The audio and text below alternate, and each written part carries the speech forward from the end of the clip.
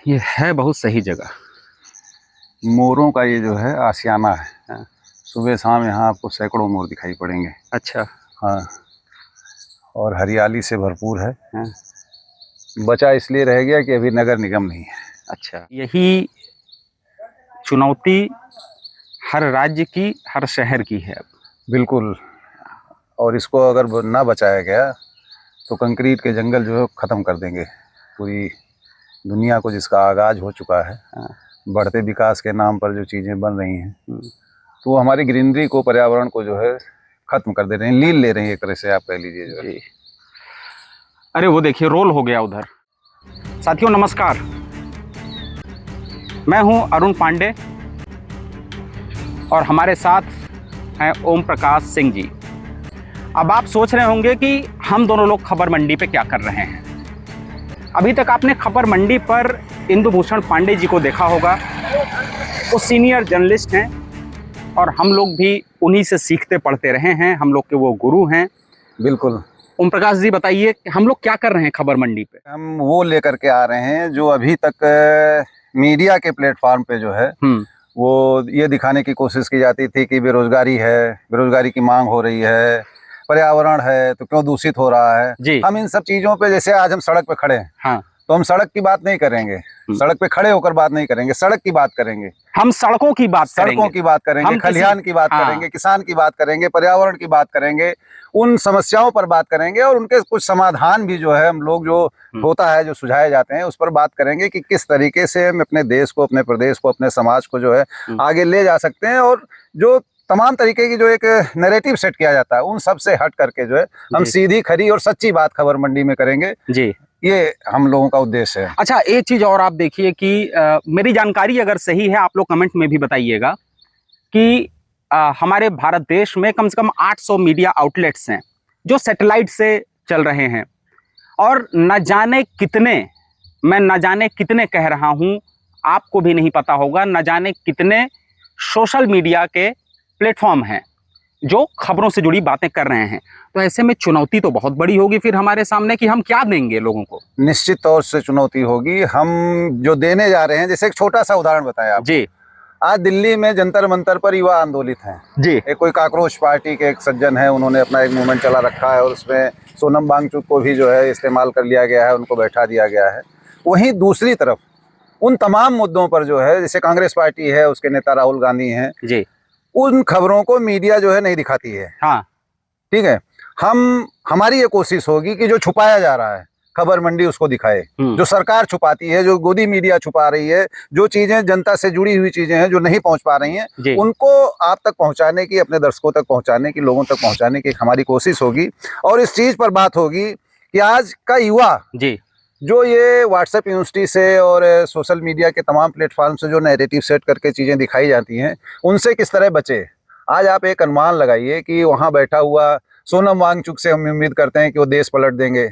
अन्ना हजारे 60 साल 70 साल की उम्र जबकि लोग जब आंदोलन करने बैठते हैं तो युवा जाते हैं, रील बनाते हैं, वो करते हैं, उनसे ये लगता है कि ये हमारा कुछ भला कर देंगे। यूथ क्यों नहीं कर सकता है? हाँ। जिस चीज को राहुल गांधी लेकर निकले हैं यूथ के बीच में जो है, हम क्यों नहीं उन चीजों को कर सकते हैं? हम दूसरे से उम्मीद करें क्यों? एक बुजुर्ग आएगा, वो हमारे आंदोलन को गति देगा, वो बैठेगा, तो उसके नाम पर हम चीजों को परोसेंगे।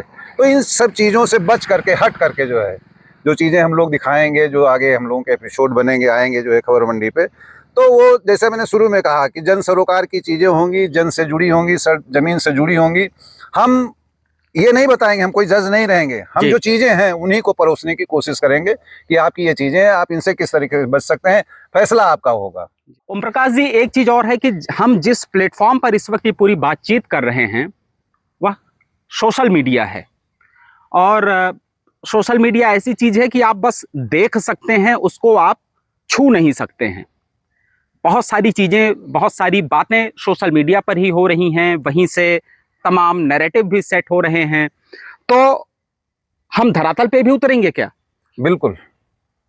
हम उन चीजों को, जैसे चीजों को जो छूने वाली जो बात आपने की है, जैसे हम जो आज यहाँ जिस जगह पे खड़े हुए हैं देख रहे हैं कि पीछे जो है, जो एक बार हम आप थोड़ा सा पीछे हटें, वो हाँ, हमारे दर्शक भी देख लें कि हमने ये बातचीत के लिए जगह कैसी चुनी है। ये आप देखिए और आप अनुभव कर रहे होंगे, जैसा अभी अरुण पांडे जी ने कहा कि कैसे दर्शक उसको छू नहीं सकता है, तो ये आपको छूने की एक कोशिश है, गुदगुदाने की, जो अनुभव होता है। हाँ। जैसे राम या कृष्ण या भगवान को, जैसे ईश्वर अल्लाह को जब हम महसूस कर पाते हैं तभी वो चीजें होती है। बाकी मूर्तियों में या मस्जिदों में वो सब तो एक अलग चीजें हैं कि एक प्रार्थना स्थल है, एक पूजा स्थल है, लेकिन जब आप अंदर से महसूस करते हैं तो समझ लीजिए कि आप सीधे सीधे उस चीज को प्राप्त करते रहते हैं जी। तो हम जो जिन चीजों को लेकर के आएंगे वो दर्शकों को ये लगेगा कि नहीं, हम उनसे सीधे कनेक्ट हैं, आई कनेक्ट है जो है, और जुड़ाव महसूस करेंगे। ऐसी चीजों को हम लोग लेकर के आने की हम लोगों की कोशिश है। खबर मंडी के यूट्यूब पर और फेसबुक पेज पर अभी तक आपने जो 3 एपिसोड हमारे दर्शकों ने देखे हैं, वह अयोध्या के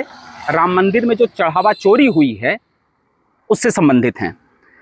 ओम प्रकाश जी, ये जो चढ़ावा चोरी है ये घटना मात्र है।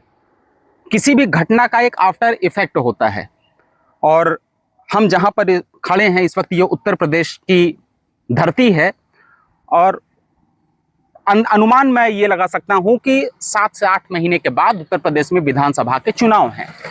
एक चर्चा जो जनता के बीच में हो रही है कि क्या ये जो राम मंदिर में जो रुपए पैसे के प्रबंधन को लेकर के जो अनियमितताएं सामने आई हैं उसका असर क्या चुनाव पर देगा, क्या हम ये सब भी टटोलने निकलेंगे क्या?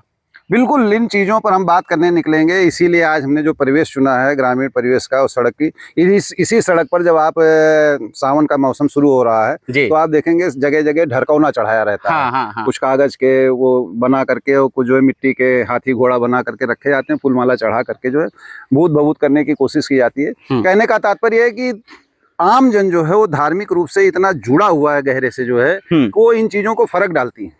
राम जन्मभूमि मंदिर का जो मामला है वो बहुत ही फर्क डाल चुका है आम जनमानस पे। जो हिंदू है, जो सनातनी है, जो उनका नहीं है, 2014 के बाद वाला नहीं है, क्योंकि वो तो उस पर राजनीति करते हैं जी। आम जनमानस पर, आम हिंदुस्तानी पर जो है उसका, वो चाहे किसी भी हमारे धर्म का नहीं है, अगर वो सिख भी है, ईसाई भी है, मुसलमान भी है, तो भी उससे चिंतित है।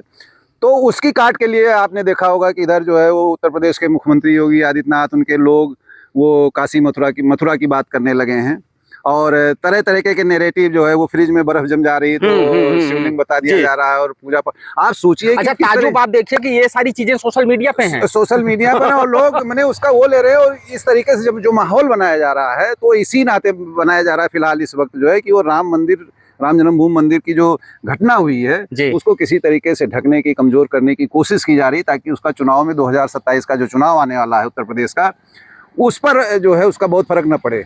लेकिन अब बहुत उन चीज़ों को, जैसे आपने बताया कि बहुत सारे यूट्यूबर्स हैं, सोशल मीडिया पे लोग हैं, अनगिनत हैं, तो हम लोगों की ये कोशिश होगी कि उनमें हम अलग हट करके दिखें, और जो है सच्चाई है वो खबर मंडी जो है वो दर्शकों तक लेकर हम भले कम दिखें आपको, हम भले रोज ना दिखें आपको, लेकिन जब दिखेंगे तब वो आपका मंच होगा और आपकी ही बात होगी। ओम प्रकाश जी यही कहना चाह रहे हैं आपसे। ओम प्रकाश जी, अभी हम राम मंदिर चढ़ावा चोरी की चर्चा की बात कर रहे हैं, तो मैं आपको बताऊं कि ये जो इलेक्शन की जो सर्वे एजेंसियां होती हैं, इन लोगों ने अलग से इस पर एक सर्वे शुरू कर दिया है। हमारे एक मित्र हैं जो यही सारे काम करते हैं, और वो बता रहे थे कि देखिए, चुनाव भले अभी 7-8 महीने दूर है, लेकिन इसका असर जो है वो लोगों की बातचीत में अब साफ साफ दिखाई देने लगा है। बहरहाल, चुनाव से पहले एक बहुत ही महत्वपूर्ण बात होने जा रही है देश में।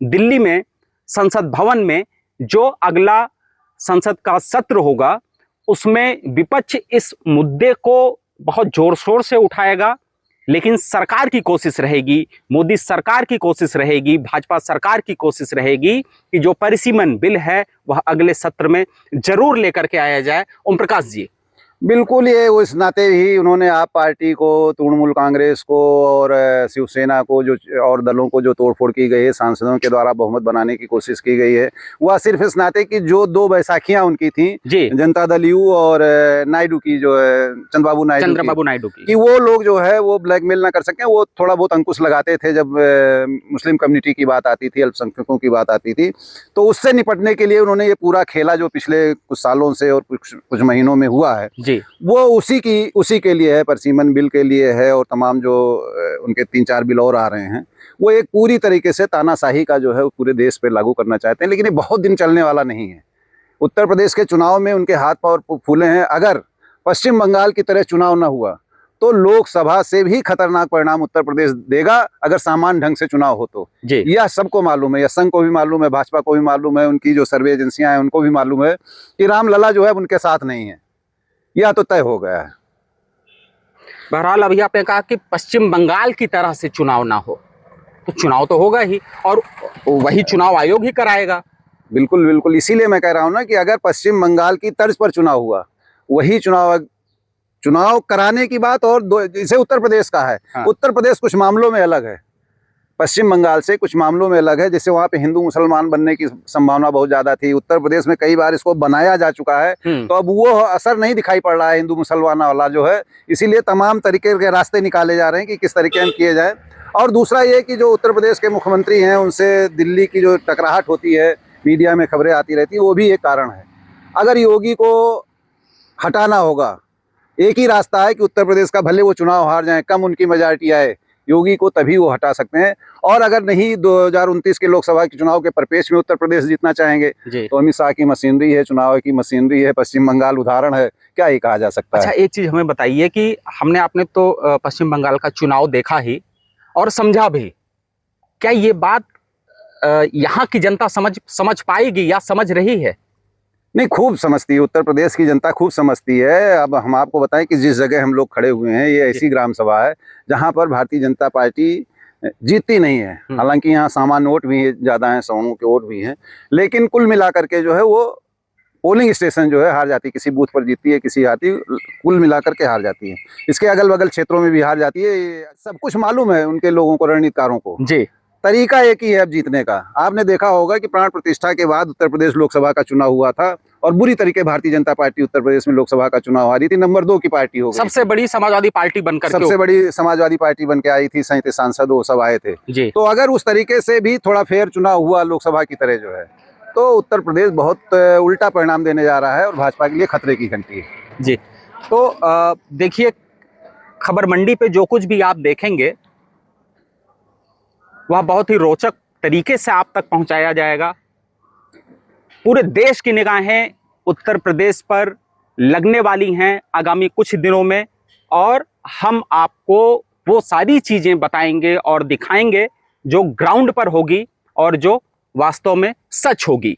हम परिणामों की बात बिल्कुल नहीं करेंगे, कतई नहीं। हम परिणाम, ये हमारा वादा है कि हम परिणाम की बात नहीं करेंगे, हम उसकी बात करेंगे जो परिणाम तय करते हैं। जो चीजें ग्राउंड पे दिखाई पड़ेंगी वो आपको बताने की कोशिश की जाएगी कि ये चीजें यहाँ पर हैं, और वो विभिन्न मुद्दों पर, सिर्फ चुनाव पे ही नहीं कि चुनाव आने वाला है तो हम चुनाव की बात करेंगे, हम सारे विषयों पर बात करेंगे। जैसे शुरू में हम लोगों ने कहा कि हम पर्यावरण पे करेंगे, हम विकास पर करेंगे, खेत खलिहान पर करेंगे। इसीलिए आज हम लोगों ने जो शुरुआत की है, जो है गाँव से की है, कि गाँव ही जो है भारत की आत्मा है, और गाँव अगर हमारे समृद्ध रहेंगे तो ये देश भी खुशहाल रहेगा। जो गाँव की मिटाने की संस्कृति हो रही है, जो विकास बढ़ता जा रहा है, कंक्रीट के जंगल खड़े होते जा रहे हैं, इसीलिए इसका ये स्थल का चयन किया गया आज पहले एपिसोड का। जी, देश की बात बहुत होती है, देश हित की बात होती है, तो मैं बताऊं दर्शकों, आप जो हमें देख रहे हैं, आप देश हैं, हम देश हैं, ओम प्रकाश जी देश हैं। पीछे जो पेड़ है ये देश है, उसके पीछे का जो पेड़ है वो देश है, उसके पीछे जहां तक आपको दिख रहा है वो सारा देश है। देश और देश हित कोई एक पेंटिंग नहीं है, यही सब देश है जहां पर आप खड़े हैं, जहां पर हमारी और आपकी बात होती होगी, वही देश होगा। तो लेकिन दर्शक ये सारी चीजें देखेंगे, इससे पहले दर्शकों को क्या करना होगा? दर्शकों को ये करना होगा कि हमारा जो खबर मंडी का पेज है, ये फेसबुक पर है, हमारा जो चैनल है यूट्यूब पर है, इंस्टाग्राम पर है, जहां भी हमारे सोशल मीडिया पे जहां हमारा खबर मंडी आपको दिखे, उसको सब्सक्राइब करें, बेल आइकन दबाएं और कमेंट करें, लाइक करें। यह करेंगे तो हम आपको आपकी बात आप तक पहुंचाने की कोशिश करेंगे। और निश्चित ये जानिए कि जो आपको खबर मंडी पर मिलेगा वो कहीं नहीं मिलेगा, इस बात का वादा है। बिल्कुल, और इसी वादे के साथ हम ये बातचीत अब खत्म कर रहे हैं। आपको जो करना है वो ओम प्रकाश जी ने बता दिया है, लेकिन इसको जिम्मेदारी के साथ करिएगा। हमने जो कहा है उसको ध्यान रखिएगा। हम फिर मिलेंगे खबर मंडी पर किसी और वीडियो के साथ। आप दर्शकों का शुक्रिया। नमस्कार। नमस्कार।